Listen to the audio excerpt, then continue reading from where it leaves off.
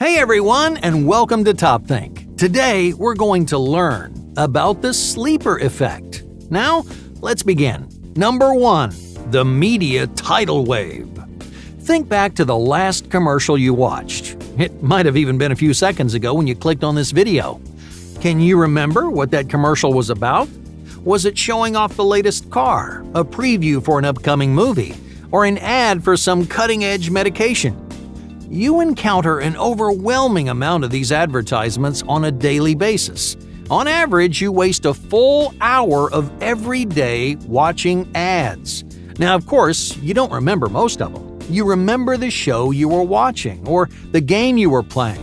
But the ads? They're just a blur in your memory. You tune them out like background noise, like the cars honking outside your window or the dogs barking down the streets. You don't remember them. You barely pay attention to them. Yet every advertisement has a powerful effect on you. Whether you like it or not, the media influences your opinions. It changes your preferences. It even controls your lifestyle. Now, it may not always be obvious or direct, but it's still happening. You just take those car commercials you see every day. Come on, how many of them really convince you to buy a new car? Probably none. Just like none of those pharmaceutical ads suddenly inspire you to go see your doctor. But each advertisement you ingest slowly but surely alters your perspective. You can't see it happening and you'll hardly ever notice the difference, but your mind is being made up for you. Number 2. The tricks of the trade. So, how do they do it? How does the media manipulate your life? People think advertising is simple and straightforward, but it's a lot more complicated than you think. Commercials don't just show you a product and expect you to buy it. Well, some do, but those ads aren't the most effective in the long term. They're great for a temporary burst of business, but over time, the hype around any new product will just die down, and people will quickly go back to their old routine. Okay, this makes a lot more sense in context, so let's look at an example. Imagine a soda company makes a new line of low-calorie drinks. They want to get the word out there, so they make a commercial that shows off how great their new soda tastes. You see the commercial on TV, and in the moment you think to yourself, that soda looks pretty good. But a couple of days go by, and you forget all about that commercial. So when you finally go to the store, you end up buying the same soda that you always buy. So to make sure this doesn't happen, the best commercials have to be a lot sneakier. They use advanced persuasion techniques to help their message stick. Some ads will sell you on a lifestyle instead of a product. They show you this fantasy life filled with family, fun, and luxury. And that association subtlety changes your opinion of their product. If you want proof, just think about how many car companies spend 90% of their commercial talking about anything but the actual car. But other ads lodge themselves in your memory by doing something really strange. They make themselves less persuasive in a way that persuades more people. Number 3. The power of the sleeper effect. The sleeper effect is one of the best-kept secrets of the advertising industry. It's actually been around since the 1940s when it was first discovered by Carl Hovland and his colleagues. At the time, Hovland was researching how the media affected people's opinions of World War II. His data revealed that certain ads were ineffective at first, but had a significant impact over time. In other words, your opinion might be exactly the same after your first viewing, and even your second, and your third. But as more time goes by, that message will have a larger and larger effect on you. It worms its way into your brain, changing the way you think, behave, and live your life. But how does it work? In his next batch of experiments, Carl Hovland found that the sleeper effect needs 2 things to function. The first one's easy: repetition. These ads get played all the time. You may not remember them, but you've been watching these sleeper ads every day for weeks or months at a time. Just think about the jingles that you can't stop humming, the catchphrases and phone numbers that keep popping into your head. You don't know where they came from, but they're always there. For the second step, we need something to soften the blow, to suppress the initial impact of our ad. Scientists call this device the discounting cue. Whether you realize it or not, you've seen this device in action hundreds of times. You know how at the end of most political ads they tell you that it was paid for by their opponent? Doesn't that make the ad less believable? At first, you might have bought into their cause, but when you see that, you pull back a little, right? That obvious lack of credibility means most people won't change their minds. You won't really internalize their message. So why would these political ads include something that obviously hurts their cause? That message acts as a discounting cue. It undermines the effectiveness of the ad because they're not trying to persuade you now. They don't care if you leave the commercial feeling motivated. In fact, they don't want you to because those impulsive reactions fade quickly over time.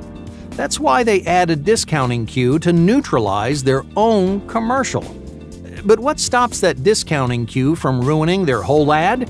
It turns out discounting cues are easy to forget. When you watch the same commercial over and over, the message will stick, but the lack of credibility won't. You'll gradually internalize one and forget about the other. Psychologists call this process dissociation. In your mind, you naturally separate the message from its discounting cue, and without that cue, the message becomes much more persuasive. There's nothing stopping their ad from completely changing your opinion, so even if you know a commercial isn't credible, it can still have a major effect on you. Number 4. Media manipulation in action. One of the most famous examples of the sleeper effect comes from a group of psychologists in the 1970s. This study was actually the first to definitely replicate Hovland's groundbreaking discovery, which happened over 25 years earlier.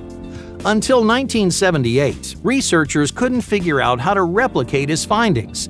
But this study showed the power of the sleeper effect and how big of a difference the right cue can make.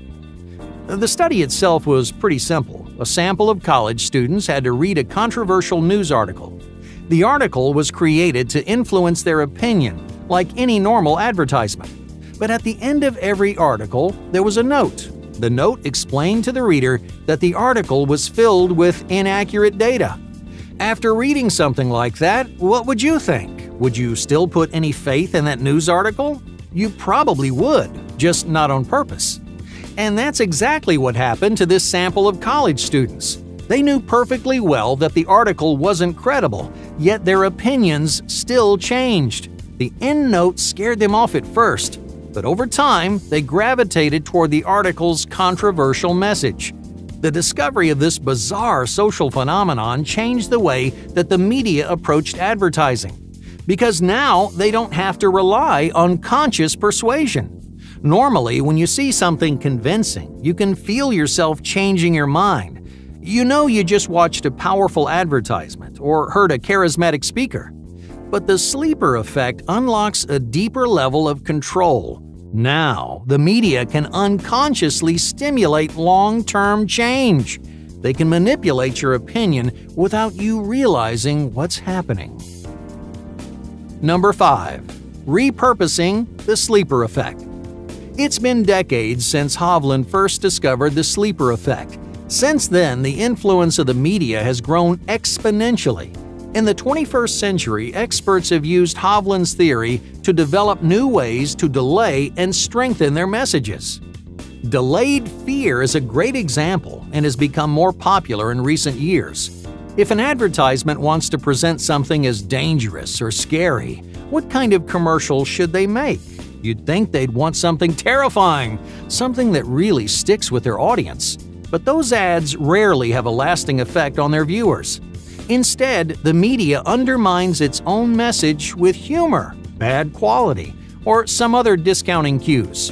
This kind of commercial won't leave anyone shaking in their boots, but it helps their message stick in people's heads.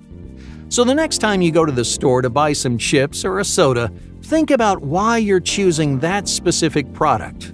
Do you just like the taste? Did you see an ad that sold you a feeling or a lifestyle? Or has the media unconsciously changed your opinion? Has your constant exposure to certain brands, companies, and influencers transformed the way you think? It's tempting to say no. No one likes to think their views may not be their own, but that's the power of the sleeper effect. You'll keep thinking they're your choices, your opinions, and your habits, but the media has been worming its way into your mind for your whole life, and it isn't going to stop anytime soon. Hey, thank you for watching Top Think, and be sure to subscribe because more incredible content is on the way.